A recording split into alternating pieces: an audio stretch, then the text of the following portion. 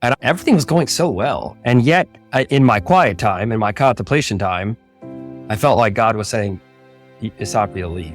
And Toby, I did not want to leave. I really did not want to leave. I was like, wait, I've done all the hard things. I've got the medals. I've got the rank.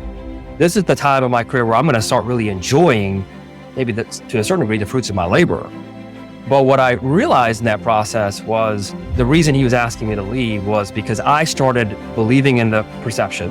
I started worrying about what people thought of me externally and ignoring what was more important inside. And that was the hardest decision I've ever had to make in my entire life. I think the biggest lessons of life are when those setbacks come. I think the biggest lesson that I'm learning in this season of entrepreneurship is how convicted am I on the idea. This thing is so hard. Every day you wake up and you're like, you have so much self-doubt.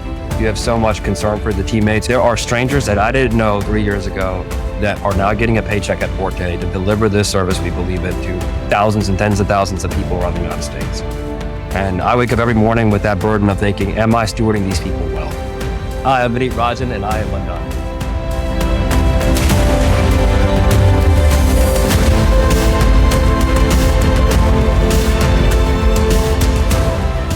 Hey friend, I am glad you're here. Welcome to another episode of Becoming Undone, the podcast for those who dare bravely, risk mightily, and grow relentlessly. I'm Toby Brooks, a speaker, an author, and a professor. I've spent much of the last 2 decades working as an athletic trainer and strength coach in the professional, college, and high school sports settings. And over the years, I've grown more and more fascinated with what sets high achievers apart and how failures that can hurt in the moment can end up being exactly the push we needed to propel us along our path to success.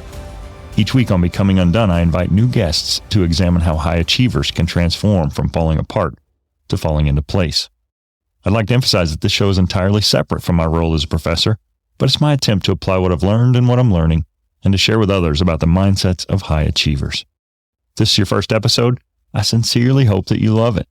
Over this past year plus, I've had the pleasure of interviewing some incredible guests.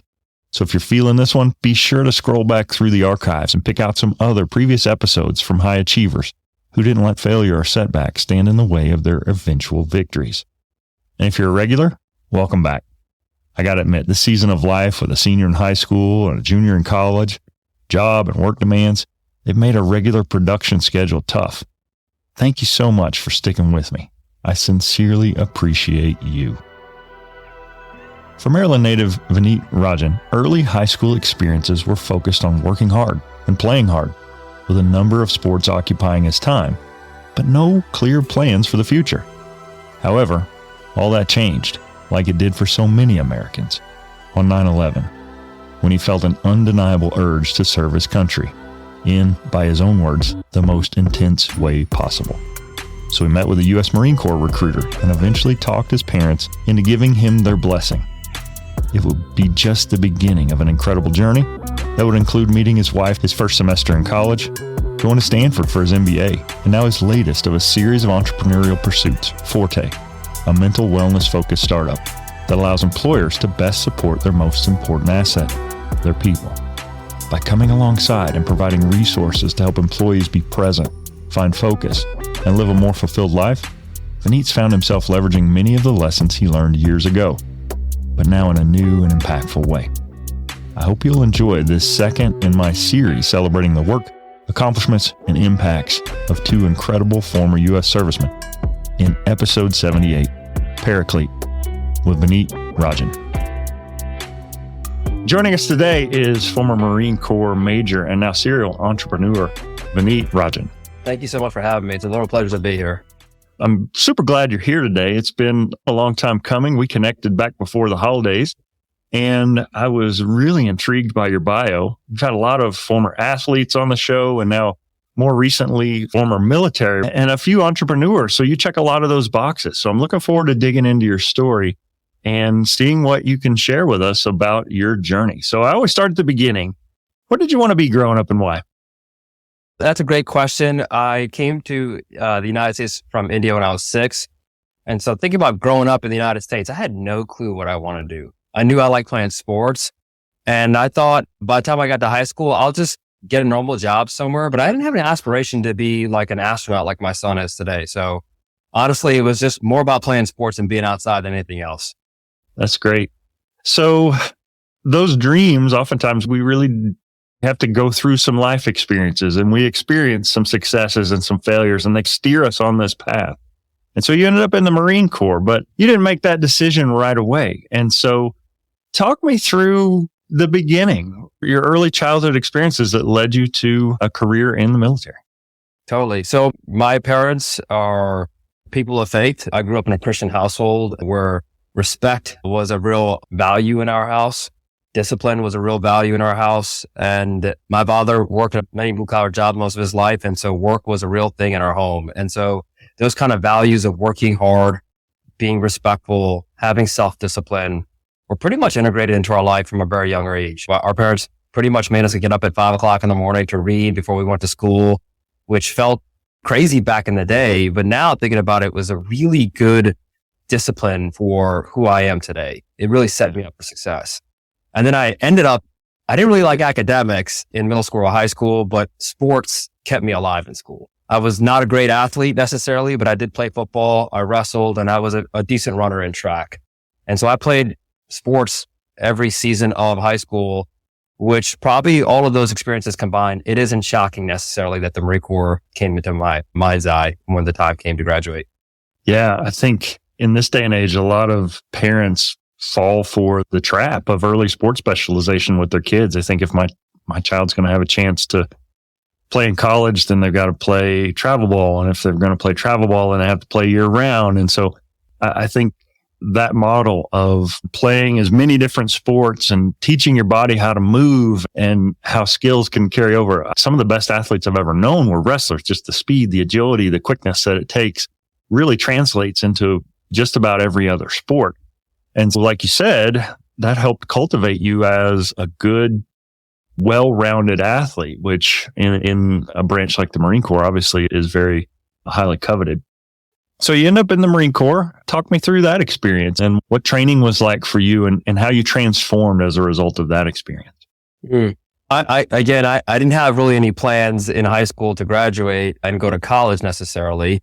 And 9/11 happened when I was a high school senior. So I grew up in Maryland, so not far from DC. My mother at the time was working at the World Bank, 45 minutes south of our home in DC. And as you will remember, as many Americans do, 9/11 was a terrifying day for all of us. And our school shut down early. People were crying in school, and we got sent home. I don't know what got into me, Toby, but the next week or so, I was pretty much ready to join the Marines. Never really said those words out loud. It was a crazy time, and I wanted to serve our country. And I thought, what organization would I join? That's insane. I was an intense person back then. I'm still a little bit intense now. And I thought the Marines were the only way to go and serve. And so I talked to a recruiter. At my father's displeasure, by the way. He was a prior enlisted man. And when he came home, he was a little surprised to see a Marine recruiter in our house. That conversation did not go as well as I would have liked. And long story short, I ended up with his blessing, my mom's blessing, to join the Marines, and I got a scholarship to go to school. I didn't know what I was signing up for, Toby. I honestly, I had no idea. But I went to college because to be an officer, you have to have a degree. And the best thing that came out of that experience in school in Philly was I met my wife the first term of college. Mm-hmm. And after following Jesus, she's the best decision I ever made on this earth. And the Marine Corps has been one of the proudest moments of my life. I will be forever grateful for the opportunity to have served in an organization like the Marines and have had the privilege of taking Marines into combat in Iraq and Afghanistan. It transformed me. The Marine Corps has really good advertisement and marketing, but they live up to what they say. They transform people, regular people like me, into people that will run towards the sound of battle. And I learned what it meant to lead by serving others. I learned what it meant to put it all on the line. I learned what it meant to make decisions under duress without all the information we wanted. And so I'm eternally grateful for having that experience and having the privilege of leading in a service like that. That's fantastic.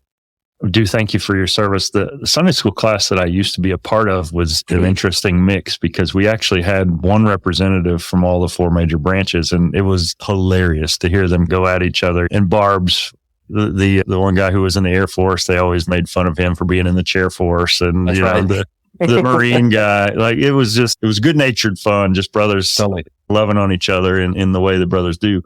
But certainly there's, like you mentioned, there's a mystique around the Marine Corps and being physical and tough and just resilient. And I've had a couple of other guests who talked about this. And I would argue that maybe more so in the Marine Corps than maybe the other branches is this idea that toughness comes at a cost, and resilience and being vulnerable is not something that is embraced in athletic cultures. It's not something that's embraced in the military.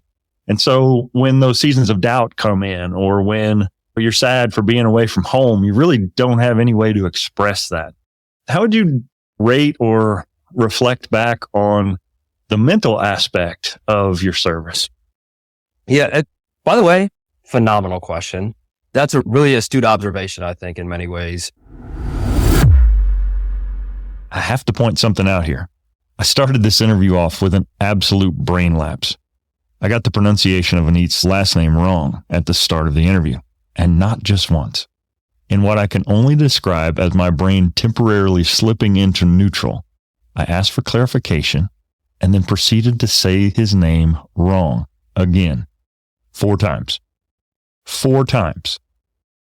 Vineet, however, was a great sport. Other guests likely would have been offended, or at the very least made me feel less than. And honestly, deservedly so. It was a screw up, but not Vineet.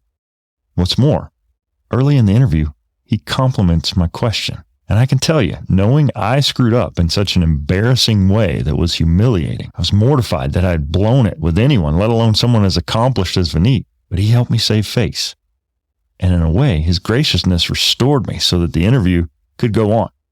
It was a class move from an absolute class guest. And what he had to say next was no less impactful. It's all related, right? I think the Marines, I would say from a mental perspective, they're probably the most mentally sharp, toughest people I know in many ways. And that's not me being biased. It's just me trying to be dispassionate and look across all the organizations that I've been a part of and got the privilege of getting to know people. They're great tacticians, Marines are, and some of them are the greatest strategic people I've met as well. But the point that you're making is there's this courage, this external presence that we carry, which is required in battle, right? If you're leading a bunch of men and women in a battle, you have to, even on the inside, even though you're freaking out on the inside, on the outside, you got to provide that presence and that calming leadership. Because everybody else is freaking out because they're getting shot at or things are blowing up and people are getting hurt, God forbid. And there isn't, at least when I was in the service, a great opportunity to process those thoughts and feelings in a collaborative way. We have chaplaincy in the Marine Corps. It's not a Marine, it's a naval officer typically that is associated with us. And you can leverage the chaplaincy to talk about all the things that might be on your heart and your mind, which is a really huge blessing and gift. However, it's not as well received or taken advantage of, in my opinion. I think that the Marine Corps of today, even though I've been out of the service for 7 years, recognizes the importance of mental resiliency from an emotional, spiritual perspective, right? They're trying to integrate that more. So I think we pride ourselves as being a learning organization, but there's a lot more to be done there. I think that also really feeds into why Forte, the company I currently lead, exists. Because quite frankly, all leaders, all people have these thoughts and feelings and emotions. And that doesn't make us less courageous. In fact, it's despite the fear that makes us brave than when we do the things that we do. And I know that Marines are of that ilk. We just haven't talked about it well enough and inculcated that as an organization, in my opinion, to make that as well as received as it should be. Now, things are different now probably, but not when I was there. Yeah. There's definitely been a spotlight shown on this. I believe it was during the lockdowns when Michael Phelps came out with his documentary, The Way to Gold, where he talks about the toll that the Olympic Games takes on elite level athletes and how when that's gone, the bottom drops out of your world. What now? What's my purpose? Where am I going to go with this? And the rate of suicide and depression, we don't talk about it because it's an ugly truth and it's a scary truth to think that our heroes are somehow human and the emotions that they're dealing with, they're bigger than that. Superheroes don't cry. And in a lot of ways, I esteem our military servicemen and women as heroes, and to think about them processing emotions, but it's a human thing. They don't train you how to be antiseptic and non-emotional. They train you how to be steady under fire and pay attention to the details, even when everything around you is screaming at you to crumble to those emotions. You have to stay strong in the face of that. But I think you alluded to this. Not everything is battle. And there's a big difference between being in a helicopter in a war zone and dealing with your family on a regular Tuesday. And it's sometimes really difficult to separate those things out and to recognize that sometimes I have to suppress this, but other times I really need to process this. That's and right. so, actually, what I would say is actually your daughter having a hard day, which affects you as a father or mother, or you having an awkward conversation with your partner, fundamentally affects how we show up to work, whether we're on a helicopter or behind a computer terminal. I was an intel officer in the Marines, so I was trained to compartmentalize as many things as possible, right? Because there's things that one part of my mind probably ought not to know about the other side. And depending on who I talk to, certain conversations are allowed to be discussed. But we often find ourselves trying to compartment our lives like that. And actually, it is injurious to us as human beings. You really said, hey, some of these heroes are just humans. I actually would say that all of us humans are heroes just for the fact that we're humans. Right? Life is hard for all of us. You don't need to have a rank or a title or some badges on your chest to know that when we wake up every morning, our body hurts. We got aging parents. We got challenges at work. Our kids are doing some things that we don't like or love or whatever the case might be. It's just hard being a human. So just every day taking a step towards contributing more to our society, contributing more to this beauty of life. We're heroes for doing that. And I think when we talk about heroes as only athletes or military, I think it takes away from all of our journeys now.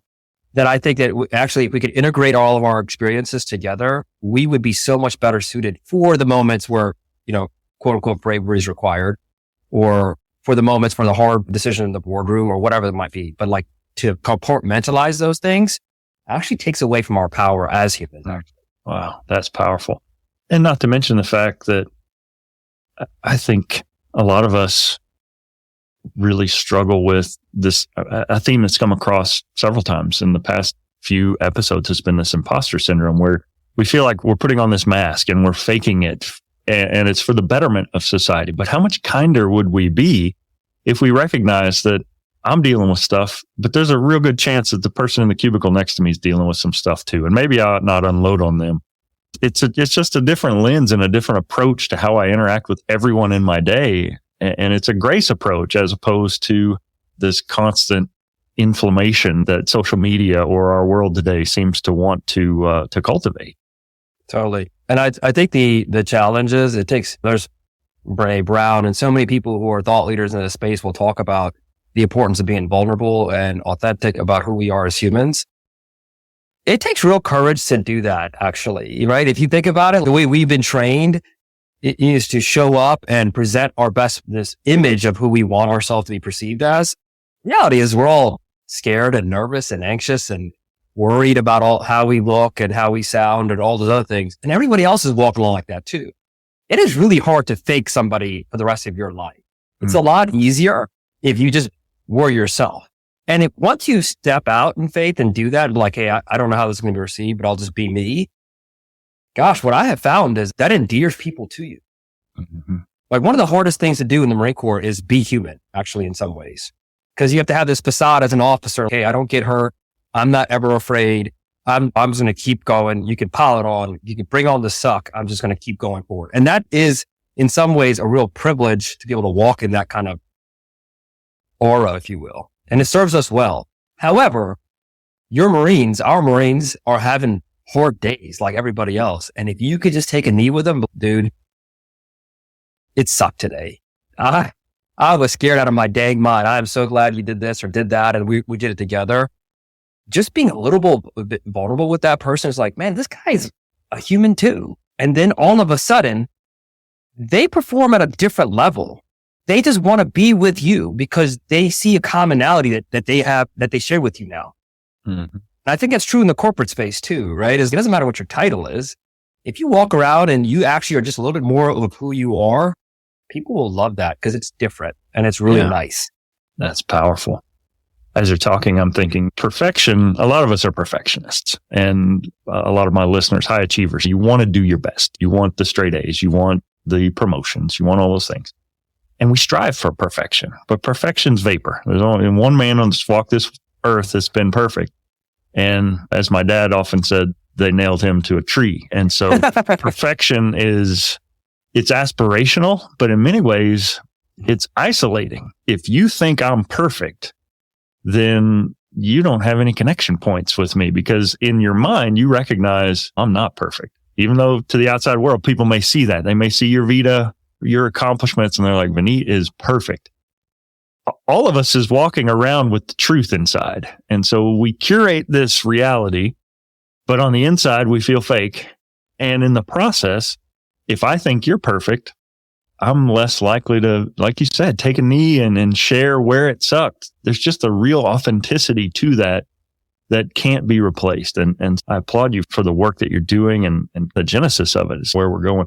So you mentioned before we started rolling and before I stumbled all over the pronunciation of your name and other things of that nature, that you left the Marine Corps. You didn't retire from the Marine Corps.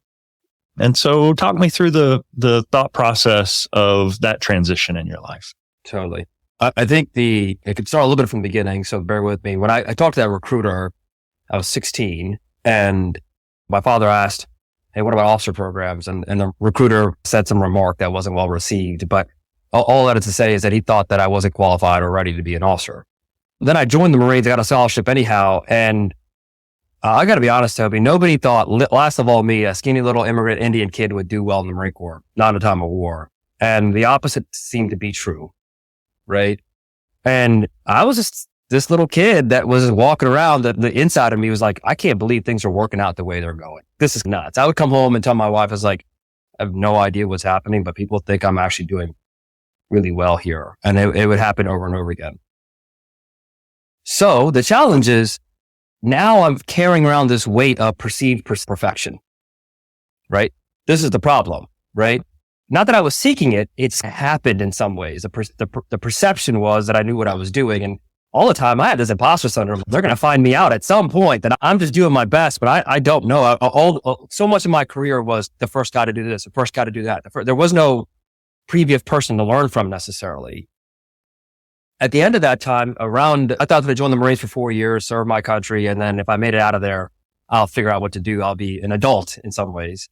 Iraq and Afghanistan came through, and then I got to work as a congressional fellow. And then next thing I realized, I was a major on an exchange tour with the British government, the first guy to do it as an intel guy. And everything was going so well. And yet, in my quiet time, in my contemplation time, I felt like God was saying, it's time for you to leave. And Toby, I did not want to leave. I really did not want to leave. I was like, wait, I've done all the hard things. I've got the medals. I've got the rank. This is the time of my career where I'm going to start really enjoying, maybe to a certain degree, the fruits of my labor. But what I realized in that process was the reason he was asking me to leave was because I started believing in the perception. I started worrying about what people thought of me externally and ignoring what was more important inside of me. And that was the hardest decision I've ever had to make in my entire life. I talk about the people don't cry. I cried for a year straight. I was walking. I lived in the historic town of Cambridge in the UK, and the River Cam was there. And I spent hours every day and morning and nighttime wondering, what is God asking me to do here? Why would he ask me to do that? And I'm so grateful that he did. Because the mistake that I made, I think a lot of mistakes all of us make in some ways in seasons of life, is that we mistaken our identity for what we do instead of who we are. Mm. I did, right? And I promised when I left the Marine Corps, as I tendered my resignation, and I thought, what am I going to do? I had no plan. I thought I'll never make that mistake again. I'll never mistake my value as a human for what I do. I will always remember that I'm valuable because of who I am as a human. And so Forte was birthed out of that extreme pain, in effect, of a loss of identity, a loss of purpose, a loss of meaning. And I thought, I'm going to help myself, remind myself every single day, because I'm going to say these words every single day, but also help others who your seasons are going to change, right? That's why they're called seasons. They have a beginning and they have an end.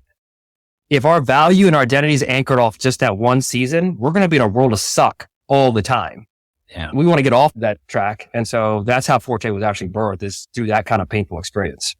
That's wonderful and tragic all at the same time. Sometimes going through that is the last thing you want to do. I'm encountering this with my kids. I'm a little bit older than you, so I got a daughter in college and a son who's a senior, and there is no changing this timeline. Like I looked on my calendar yesterday and I saw his high school graduation date. It's there. It's on the calendar. When they were 5 or 6 years old, it was this mythical time, sometime in this undefined future. And now it's staring me in the face. There's no change.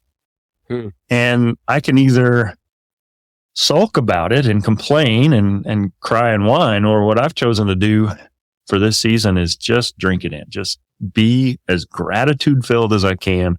The old quote, don't regret that it ended. Be thankful that it happened. And that's where I'm at with this. And so in that time, your hand wasn't forced. This was, you felt a calling out and you felt like this was something you needed to do. But you also alluded to the fact that this had become your identity. How did you introduce yourself at that time? Rank or branch or whatever. And when that's gone, what's left? And so talk me through that initial transition out and what that loss of connection to the Marine Corps meant to you personally. Yeah. The shadow of the Marine Corps looms large in my life today. There isn't a day that I don't see my friends who are getting promoted and continue to serve our country on active duty and wonder and wish and think about being in the service. I miss it. I love it. It was great. But I'm also grateful that I've had the experience and to have given up something, as you said, freely. That loss of identity, though, it was a mess, Toby. There was nothing pretty about it. I was just trying to figure out who am I? The Marine Corps tells you what to wear, how to shave your face, how to cut your hair. It tells you everything. There's like a playbook, right? Like we know how to execute things, and there is a rule book for everything possible. All of a sudden, the next day, you're no longer a U.S. Marine. You're like, well, what do I wear? Do I shave my face? Like, it just sounds stupid to people, but when you're associated with something for so long, it's like, it's really jarring. I'm sure it's not different for an athlete in some ways, because if you're a football player, you have practice and you train and you wear pads and you have playbooks you study. And all of a sudden you're not doing anything. Like, what do you do all day? What is the thing? So thankfully for me, I had a pretty amazing transition period called business school, right? So I left the service and shortly thereafter I was in business school. So I had 2 years where nobody had a job. Our job was student. Our title was student at business school. So that was a really huge gift to me because I got to figure out who I was in those 2 years of wandering around another campus along with a bunch of other people. So I didn't feel that pressure necessarily to come up with something. I had time in effect to like really contemplate who I really was at my core. Without that time, without that transition to business school, I think it would have been much harder. Yeah. So you end up completing a master's in international relations from the University of Cambridge, MBA from Stanford. And then this is when this entrepreneurship journey really starts to germinate for you. Got some experience in venture capital and in a couple of different companies that you helped found. So where did the impetus for entrepreneur? Sounds like those seeds were maybe planted early. I think we're a lot alike. My dad was blue collar, and the thought of being an entrepreneur, yeah, there's a lot of commonalities. Like my dad was a mechanic and right. He showed up to work on time and he worked overtime when he could. That work ethic was just absolutely hardwired programmed into me. But he never wanted to own his own business. He didn't want to be in charge. He was always going to be the model employee. And I found myself really wrestling with that. I'm in higher education now and I've dabbled in entrepreneurship, but they're two different things. It's a big difference between following orders in the Marine Corps and basically drafting all the policies and procedures and starting something from scratch. So where did that genesis for entrepreneurship really start to take root? If you think about the Marine Corps, what we're known to do, what we're designed to do is win battles, right? There's a lot of things we can do. It's a pretty amazing organization if you think about it as a civilian, but that's what we're known to do. Battle is the most ferocious kind of entrepreneurship you can think of. It's a startup because actually there's, to use this metaphor, there's you and your team, and then there's like the market or the enemy, if you will, in some ways. And you have to adjust pretty live to what's happening in your environment. In this case, you'll die if you don't. So it's pretty crazy. It's volatile. There's not enough resources. You're always on the verge of extinction in many ways. And that's what startup life is like. It's volatile. You don't have enough cash. You're always trying to adjust to the market. And so I think being in Iraq and Afghanistan, it actually trained me in many ways to make those decisions under uncertainty, do it quickly with not enough resources, and to always move forward. So that was a really classic preparation. The other thing, as I mentioned, is like most of my time in the Marine Corps, I was the first guy to do this. I was the first guy to do that. I was the first guy. So I was doing a lot of entrepreneurship in the Marines, right? And I had to draft the policies and all this other stuff. And so it was a really good training ground. And obviously business school certainly helps in giving you some knowledge under, hey, how does quote unquote right looks like? But I think at my core, I would rather do something, and this is what I got from Marines for sure, that I felt was right and that I was willing to put something at risk and do the hard thing first. And that's what startups are. Like, you have to be this kind of crazy person I want to bring in something to the world that doesn't exist, and I'm willing to put something at risk and work hard every single day, and knowing that there's a high chance that I'm going to fail at it. Mm. So I felt like I got a master class in the Marines actually on how to be an entrepreneur. That's a fantastic perspective. I had a question this week, and I'm taking an entrepreneurship class right now. And the question was, what's the relationship between entrepreneurship, creativity, and innovation? And I'm curious, from your perspective, where does creativity fall? I think the stereotype is that military individuals are taught to take orders, and your ability to express your creativity maybe is suppressed, or it certainly at certain levels, no one wants to hear your opinion on things. They just want you to follow orders. But I think there are times when creativity has a real place in innovation. Obviously, you're building something brand new that no one's ever done. It comes from a creative place. So how would you describe the connection between creativity, innovation, and entrepreneurship? Yeah, so I would say, again, there's a lot of perception about what the service is like. The service is not like we're robots and we just follow orders and like mechanically execute things. There's a wide lot. If that was the case, it wouldn't need any humans. We would just have a bunch of robots running around. Creativity, there's a long latitude of creativity in the service, because actually, if you think you got to go from point A to point B and there's an enemy there, you got to be pretty creative to figure out how to get there from here to there without being caught or killed. Actually, there's no more risky creativity than that, actually, in my opinion. So your question about creativity, innovation, and what was the last one, Toby? Entrepreneurship. Okay, so let's talk about, I think creativity, I think the order that you suggested, you're the professor, is absolutely correct, right? Creativity is the seed for the other two. But what does it mean to be creative? Actually, if you think about it, you have to create something means that you have to have something inside of you that you can let out. The problem in today's society is we're so busy consuming a bunch of things that there's no time to be reflective and then be able to germinate something out of you. So creativity absolutely has a seed. And there's a lot of studies that suggest that actually contemplation and actually mental well-being, physical fitness, all of these things are core requirements for you to be creative. That creativity, if you actually spend some time, and all of us are creative, that we're made to be creative. It doesn't matter who you are creative. You just got to you got to learn how to harness that and let it out, is the seedlings for innovation. And innovation is fundamentally this idea that you can change a process or a product in a way that hasn't been done before. There's lots of ways to do that. We do it. If you're a parent, you're innovating every single day. Every parent knows when your daughter comes up and wants a third dessert, you got to innovate. You got to find an innovative way, a creative way to be able to get her to not eat that dessert and go to bed without having a super temper tantrum. That's like a daily experience for most of us parents, right? You're innovating all the time, right? That innovation then is the opportunity for you to be an entrepreneur, because entrepreneurship is really taking that innovation that you think is going to work and trying it out in the marketplace for real for the first time. Mm-hmm. All entrepreneurship is like actually taking some finite amount of resources and then be able to then apply those resources in a more efficient and effective way in the marketplace. And to do that well, you have to have innovation to do that in a profitable way. Yeah, for sure. And I think that's where risk comes into the equation. I don't think it's necessarily risky to be creative. There are a lot of starving artists that have genius abilities, but they're not able to necessarily translate that into an innovation that solves a pain point or addresses a need that society may have.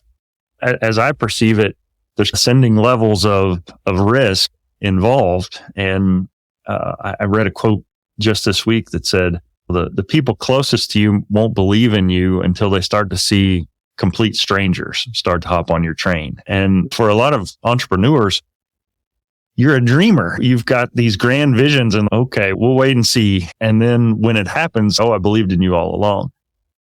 People are quick to see the successes of entrepreneurs once you arrive, but they don't always recognize the failures or the setbacks or the obstacles that you encounter along the way.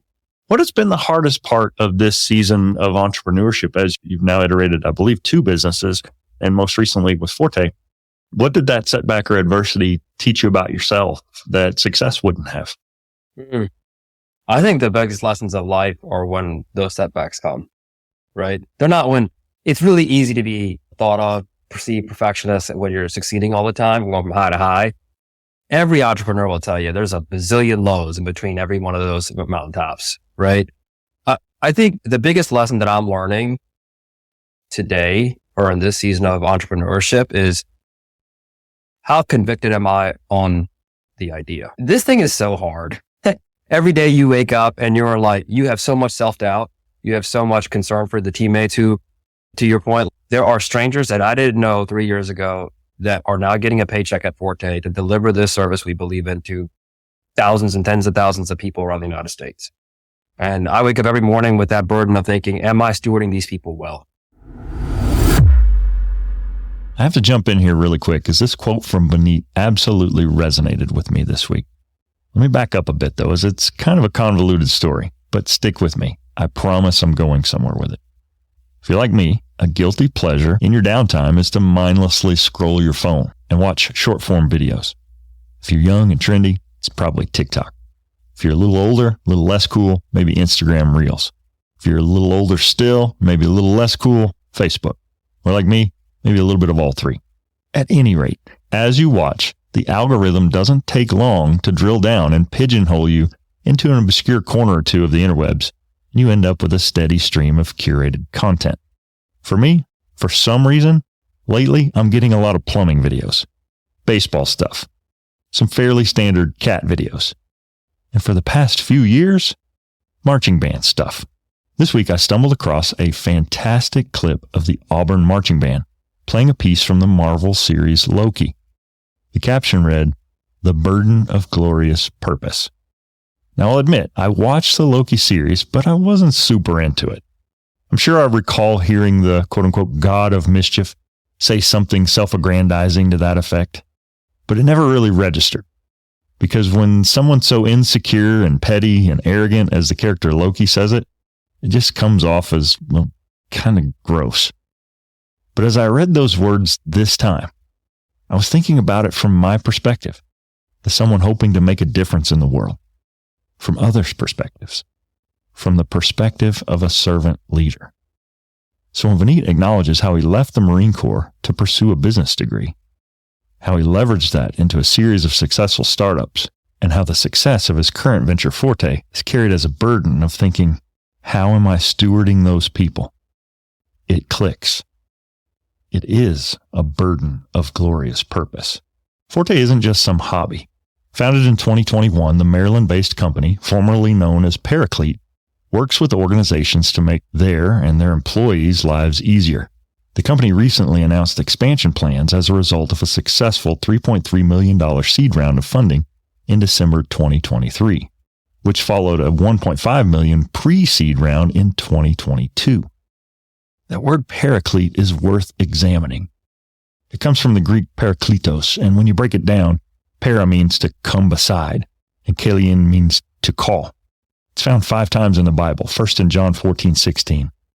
And I will pray the Father, and he will give you another helper, and he may abide with you forever. Helper.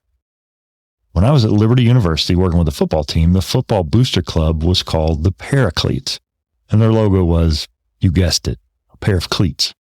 But dad jokes aside, what Vineet and his company have done, are continuing to do, is to help equip companies with skilled support that can come alongside and help team members be their best through an innovative and creative program.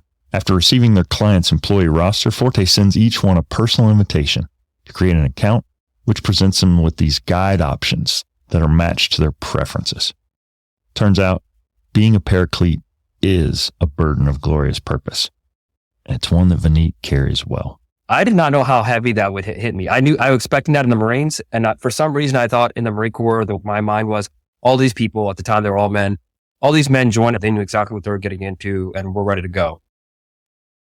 This is a startup, right? This is not that kind of crazy thing. And you, as the employer, in some ways, you're always wondering, am I convicted enough to continue to push this ball up the hill with all these people such that they're willing to continue to follow me and such that they're willing to keep sacrificing to see this thing go to the top? And it's hard because we're not anywhere close to the top. We're so early in our experience, and that our teammates continue having to sacrifice to be able to continue to serve. And thankfully, our culture is such that we attract people who want to serve. Like Forte's, our ethos is about serving other people. Not shocking given my background. However, that allows me to attract the right kind of people who are willing to sacrifice. But the biggest thing for me is, Vineet, check your heart. Are you convicted enough about the thing? And are you willing to sacrifice first and the most for this thing to come to fruition so that your teammates can actually see where we're heading? That's something that I struggle with every day.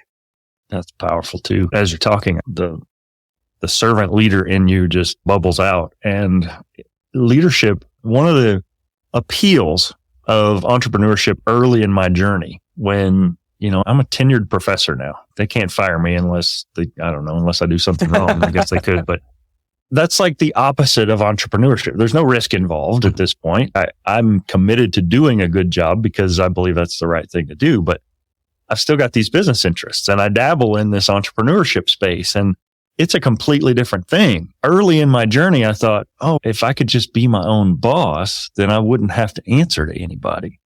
And what I've discovered is entrepreneurs have to answer to everybody. And especially at the top, it's not a title that you just brandish. It is a responsibility that you bear. And I think you hit the nail on the head. And sometimes heavy is the head that wears the crown, right? When you're in charge and your decisions are impacting not just your people, but their families, and That's maybe right. even their families' families, and people moving, and their futures are in many ways being directed by the choices you make. So what has been the take home for you in this process as far as your leadership skills go? You alluded to that, but what has being the CEO done or changed within you that maybe even your service to our country didn't? That's a great question. I think in the Marine Corps, you have a rank and you have a title, right? You're the commanding officer of this, you're the whatever of that. And in the service, you get assigned a team, right? I come into a unit, I'm the commanding officer or whatever the case might be. There's an organizational structure. There's a way to do things, right? In business and startups, yes, we have titles, but in a startup, titles are great. It's really about get on the boat and start rowing, right? Everybody's rowing. If your title is more important than the rowing, you probably shouldn't be on the boat, right? What I've learned in this season about leadership is how much more I have to learn to lead, right? Just I know nothing about leadership. I thought it was one of my biggest strengths. It is in many ways, but I just know how little I know about leading humans, what it looks like, what good looks like. And I get to learn every day from great people. And so actually, the more humble I can learn to be, the more willing I am able to hear their thoughts and their feedback and learn with them, the better I am as a leader, but the better we are as an org. And if that's the North Star is, hey, let's serve people well. And that requires the need to learn from everybody as fast as possible. That makes us a better org. And actually I've also learned how uncomfortable I am with the title of CEO. And that's something that I'm still gripping with, right? I don't know why, because I want to do this for serving people. And that's all I care about. That is what keeps me up in the morning and gets me up in the day. And I'm so grateful for the team that I have. Like biggest thing I've gotten the privilege of honor of doing so far is having these people who voluntarily joined on this crazy thing and said, yeah, we believe with you, Vineet, and we're going to row like crazy. Yeah. And so I'm so grateful for that. That's fantastic. I read a quote that said, if you knew you had one day left to live, what would you do? And the flip of that was Jesus chose to wash feet. And it's just that servant's heart, and just recognizing that it doesn't matter if I've got years left or days left. Ultimately, my people matter the most. And not necessarily just, I'm talking specifically about the 2.5 under my roof. The one in college is only here periodically, but still, those are my people. But then beyond that, the people that I serve at work and the people that I serve in the community and those kinds of things. We've nibbled around the edges of Forte. Talk to me about your latest business venture and what your day-to-day looks like and what Forte does. Yeah, that's great. So Forte is a mental wellness benefit that actually benefits everyone at the company. And what we do at our core is connect employees with our certified trained guides so they can have unlimited conversations about things that matter. And the reason we do that is all this talking that we talk about now is really about, hey, we have to be courageous humans, heroic humans, as we might have talked about earlier. But underneath that heroism in all of us are things that matter to the heart and mind and soul. And if we don't contemplate those and reflect on those things, then we're going to get burnt out. We're not going to contribute and be creative as we're designed to do. And we realize that actually providing that benefit to employees changes the employees' lives, changes their families' lives. We have evidence of that now, and it changes the organizational trajectory. The reason we started that company, one, because I had an identity crisis in many ways and I allowed what I did for a living to define who I am as a human. I never want to make that mistake, and I don't want people to do it. But more importantly, from a theory of change perspective, you're a professor, but our theory of change is, hey, the biggest things in life, the things that affect our kids and our kids will be things like cancer. And things like cancer aren't going to get solved by a human. They're going to be solved by an organization. And so we need an organization to perform as best as they possibly can. And for that to happen, organizations are only legal constructs of people. So we actually got to change the lives of the people because that's the base of analysis, right? And so Forte is really designed on that principle. The base analysis is a fundamental to human, the employee. They are the most valuable input that we have a lever to mess with. And if we do that across the breadth of an organization and at the depth of that person's life, we can actually change the organization. And by doing that, we can actually change our world. So it's a pretty big ambition, but that's what I want to do. That's what our team wants to do, because I've been to 2 war zones. I never want to have that experience again. I never want our children or our children's children to experience those kinds of things again. And so we want to change organizations around the world. Forte serves Fortune 500 companies and startups and PE-backed companies. We serve a lot of educational institutions, public schools, private schools. Honestly, organizations that realize that their people are their biggest competitive advantage. They invest in Forte because they see the ROI pretty quickly. My day-to-day looks like it's there is no day-to-day. Every hour changes depending on what's crazy and what's happening. But that's also why I love it, Toby. I don't know what a tenured professor's life looks like. That's beyond my scope of knowledge, but I love that I wake up and I'm like, I have no idea what's about to happen today. And that energizes me, right? Yeah. That's cool for me. I love doing that. Yeah. That's certainly something I loved about serving as an athletic trainer. No 2 days looked alike. That's right. And so those skills that were honed, Rich Deviney, former Navy SEAL, he was a guest on the show, talked about how it's not about skill, it's about the attributes. It's about character qualities that can be cultivated and nurtured and grown that then can be pulled out of that context, plugged into another, and lead you to success. And so I think based on your earliest childhood experiences with your family growing up, military experiences, it's prepared you for this. I know as an educator, I almost hate this. 9/11 was certainly a seminal event in our world, and it changed your life for sure. And in the years after, we all had this fatigue. Are we going to blame everything on this event? Like there were things that happened in our world and it felt like 9/11 was getting the blame. In this generation, it's COVID.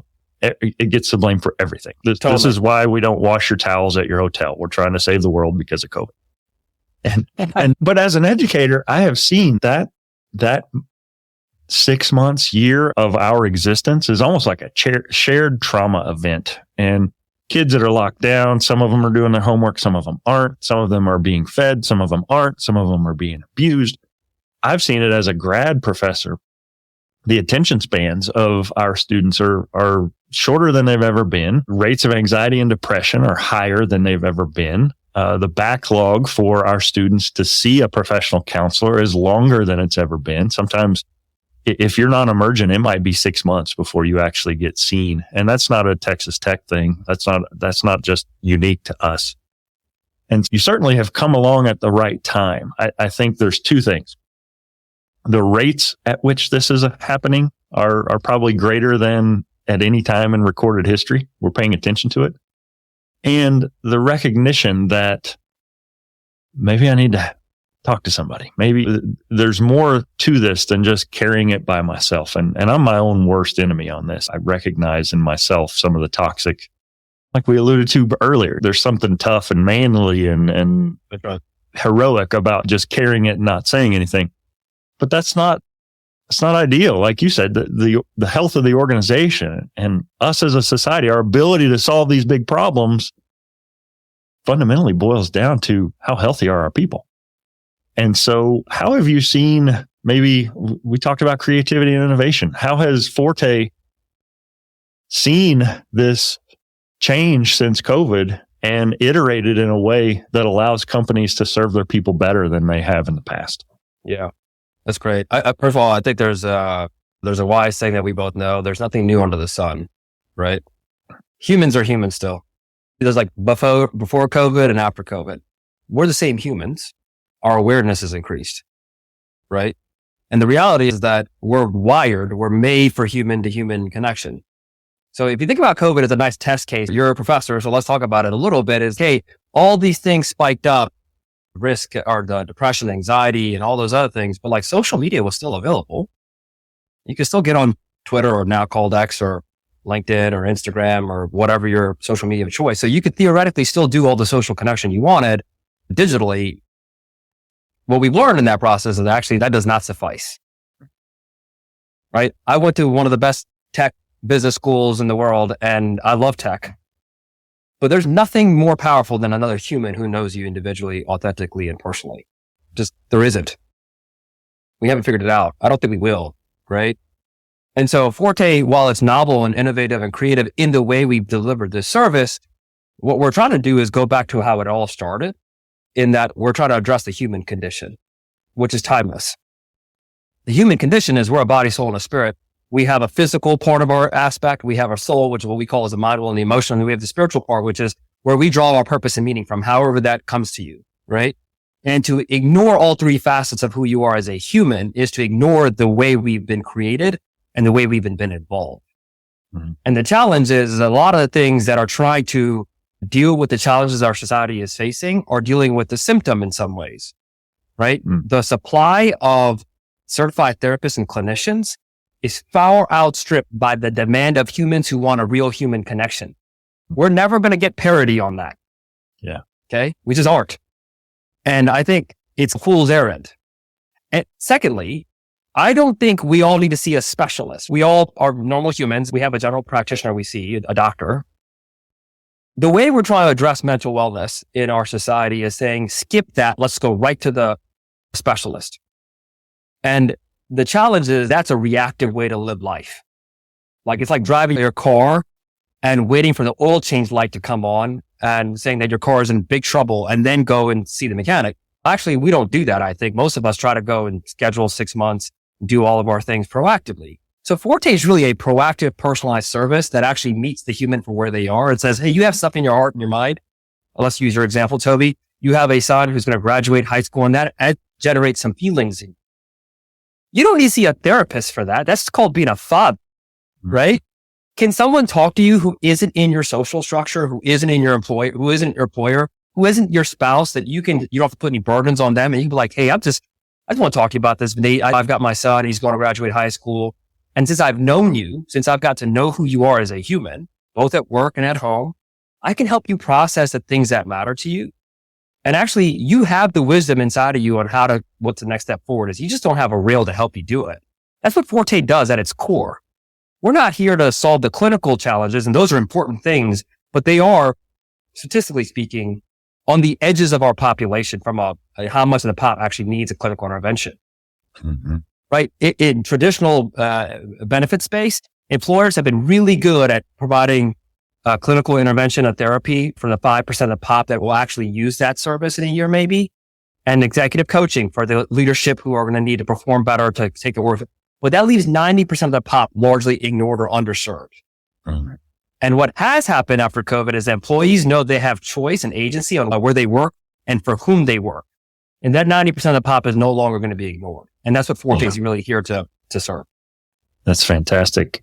It definitely is an upstream model of healthcare. A lot of times we treat, like you said, we let things maybe go too long, or we have a tendency to seek medicine. There are preventative steps that can oftentimes not only be more beneficial from the company standpoint, far more cost effective to keep people healthy than it is to treat people who are diseased. And that may be a cynical way to look at it, but the benefit of that is those are people that are happier, healthier, living better lives, able to serve their families and their community, not just their workforce. I worked for a company that had a fitness center installed in a tire plant, and I was in charge of that. And the people that used it, they were fitter, but they didn't miss work and they were happier. And there was just something to this wellness model and this upstream idea where, for pennies of what it would cost us to treat someone, we can help grow them and prevent it. So you're to be applauded. This is definitely an innovative idea that is long overdue in many respects. I'll shift gears here a little bit. I always ask this one. I love music and the emotions that it can frequently represent. If we were to watch a montage of your life, what song would you choose to pick in the background and why? Oh gosh, that is such a good, Toby, you're good. This is a good question, dude. This is where any of your listeners will immediately fall off because my answers are not going to be very popular. I have learned over the last, I grew up listening to rap, which I think shocks a lot of people. And then over time, I now listen to music with no words in it. All my playlists are just instrumentals. They're instrumentals with beats in it. I really like Chopin. And so classical music is a thing for me now. And my kids have gotten accustomed to this kind of lifestyle. So we drive, we got classical music on or some kind of weird thing. And so the reason behind that is it's going back to your creativity thing. All day we are bombarded with input. All day. You wake up, input from your phone, input from your computer, input from life. We don't have enough space in our life to be able to hear the creativity that we already have. And so I try to put enough space in my life during the day to find my mind to talk out loud. Is what do I have in here that I need to get out? And so my montage of music is probably classical music that has no words that nobody will recognize probably because I love it. Oh, that's a fantastic answer. I love the idea of giving yourself space to be creative. I don't need your words. Let me craft some of my own. That's the most unique answer I've ever heard to that question. I've asked it several times now. Vineet, it's been a pleasure. I want to be respectful of your time. How can listeners connect with you or follow what you're doing and check out Forte and what's available? I would first say to all your listeners, hey, you are creative. You have a lot to contribute, no matter what the world will tell you. And we need you to contribute in our society because our future generations depend on you actually participating in this journey of life together. If you want to follow us on Forte, what Forte is doing, just look us up at www.getforte.com. You'll find who we are. And what I want you to remember is we're here to help humans unlock a unique contribution. And when we do that one human life at a time, we will change the trajectory of the organization and therefore change our world. I'm so privileged and honored to spend this time with you, Toby. Thanks for what you're doing and for the stories you're telling. I look forward to continue to follow your progress. Dude, it's been awesome. I really have enjoyed the conversation and you're welcome back anytime. All right. Thank you. Hi, I'm Vineet Rajan and I am UnDone. For more info on today's episode, be sure to check it out on the web. Simply go to undonepodcast.com/EP78 to see the notes, links, and images related to today's guest, Vineet Rajan. I know there are great stories out there to be told, and I am always on the lookout. So if you or someone you know has a story that we can all be inspired by, tell me about it. Surf on over to undonepodcast.com, click that contact tab in the top menu, and drop me a note. Coming up, I've got some incredible guests, including Olympic gold medalist Charles Austin. Also got the chance to interview fitness influencer Jody Dolo, and I can't wait to share the incredible story of endurance athlete turned author Patrick Holcomb. So stay tuned. This and more coming up on Becoming Undone.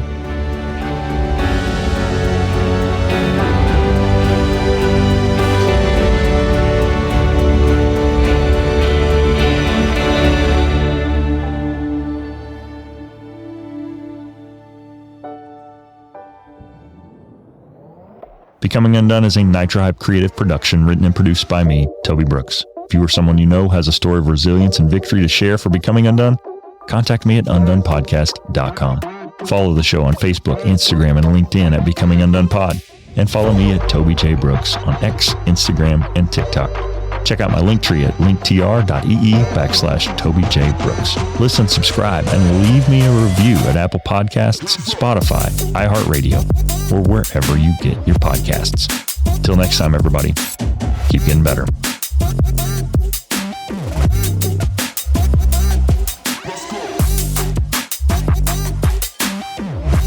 Vineet Rajan. Welcome to the show, Vineet. First of all, I should have confirmed that I pronounced your name correctly before we started rolling. It's Vineet Rajan. Let me re-record that then. Okay. Ordinarily, I would put that up front where I would confirm the phonetics there. It's Rajan. Okay. It sounds like R-A-J-I-N. Rajan. Okay, awesome. So joining us today is former Marine Corps and now serial entrepreneur, Vineet Rajan. I said it wrong again. You sure did. Rajan. Like R-A, like Raj, in. Raj, in. All good. It's not a big deal, by the way. It'll be fine. It is to me. It absolutely is. And I'm so embarrassed already. This is three strikes and I'm out. If my name was Brooks, that'd be a lot easier. Rajan. Rajan. I got it. Okay.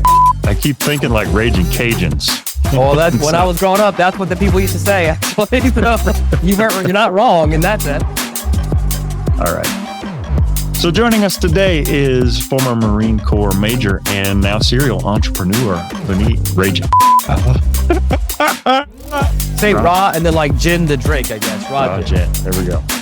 Good morning, I'm Vineet. Or do I just say good morning? I can cut it however. Listen to my blooper reel now. Hi, I'm Vineet Rajan. I'm the co-founder of Forte. And I'm grateful to be able to provide mental wellness to every human, one life at a time. And I am undone. Oh, shoot.